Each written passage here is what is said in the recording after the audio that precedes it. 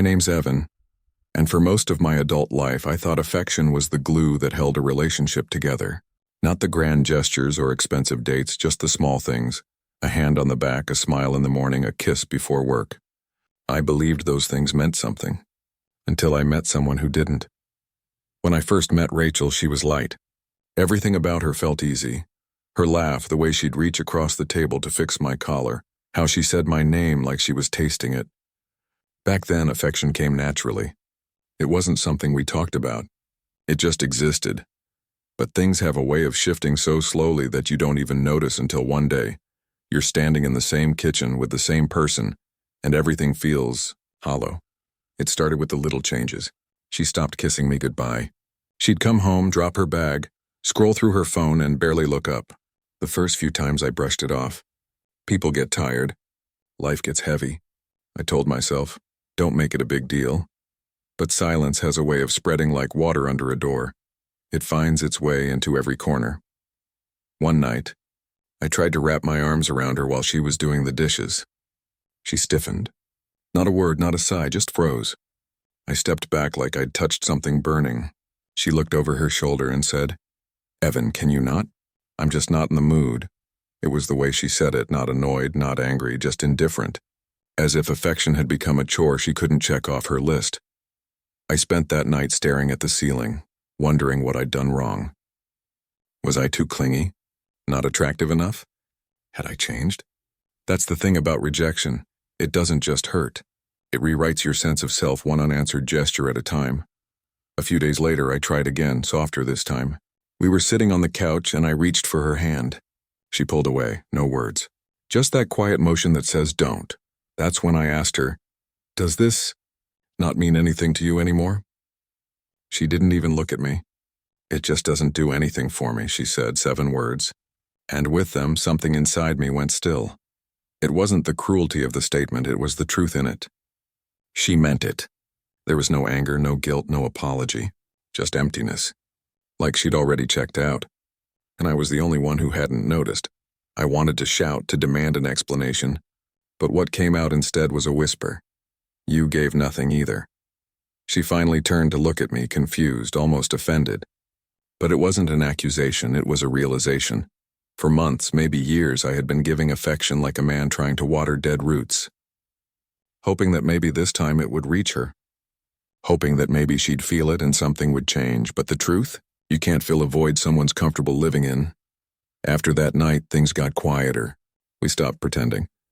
We still shared the same space, 2 bodies in one house, but the connection was gone. Dinners were eaten in silence. The TV played in the background, but neither of us laughed. Our home felt like a waiting room where neither of us knew what we were waiting for.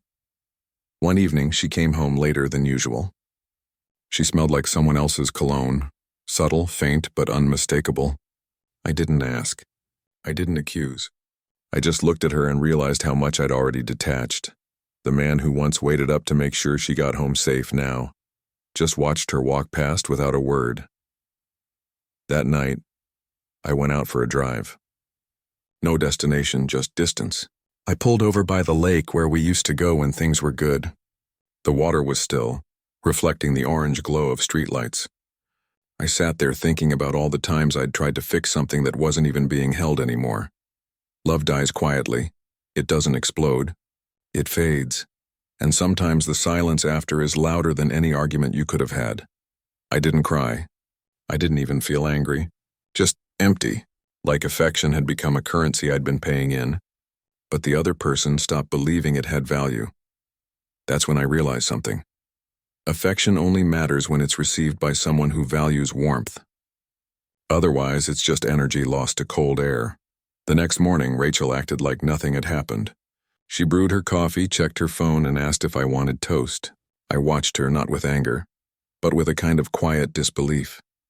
How can someone move through the ruins of something they built and not even notice the dust on their shoes? I told her I was heading out early.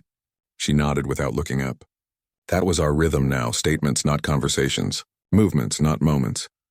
At work, I kept replaying her words in my head. "It does nothing for me." It was strange how a sentence could echo louder than a scream. I realized I'd been trying to give affection to someone who didn't want it.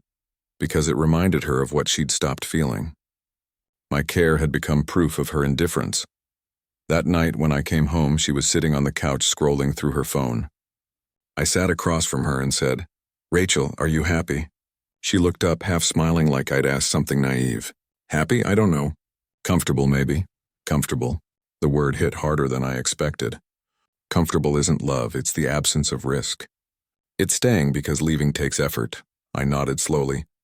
I used to think comfort was enough, I said. Turns out it just teaches you how to live half asleep. She didn't reply. She went back to her phone. And in that moment I knew it was over. Not because of anger or betrayal, but because there was nothing left to save. You can rebuild a house after a fire. You can't rebuild it after neglect. A week later, I packed a bag. I didn't leave a letter or a long explanation. Just a note on the kitchen counter. I hope you find something that does something for you. When I closed the door, it didn't feel dramatic. It felt like exhaling after holding my breath for too long. For the first time in years, I drove without thinking about when I needed to be home.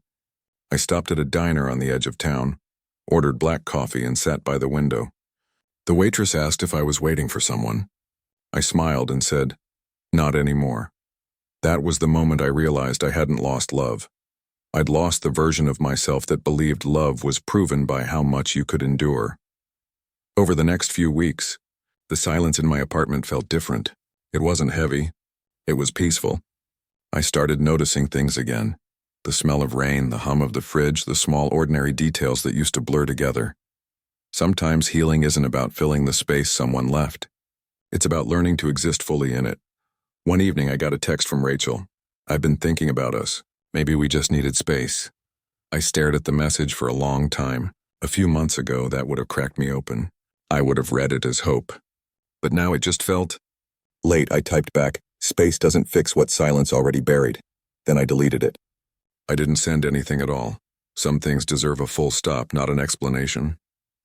That night I went for a walk around the lake. The air was cool, the moon cutting across the water like silver glass.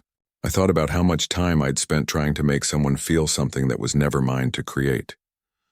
Affection isn't a transaction, it's an echo. If it doesn't return, it just fades into the noise. As I watched the ripples stretch out, I felt something I hadn't felt in years. Calm. Not the kind that hides pain, but the kind that accepts it. I realized then that love isn't about proving your worth to someone who can't see it.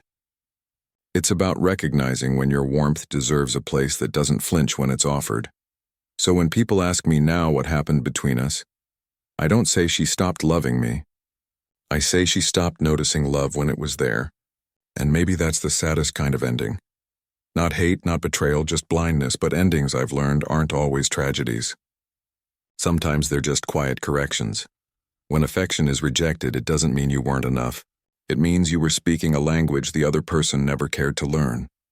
And once you understand that, you stop trying to translate yourself for people who only hear their own echo. So yes, she said, my affection did nothing for her. And she was right, it did nothing for her. But it did everything for me. It showed me where my limits end. It taught me the difference between giving and losing. And it reminded me that love, the real kind, can't survive on one heartbeat alone. Now when I reach out to hold someone's hand, I make sure it's one that reaches back.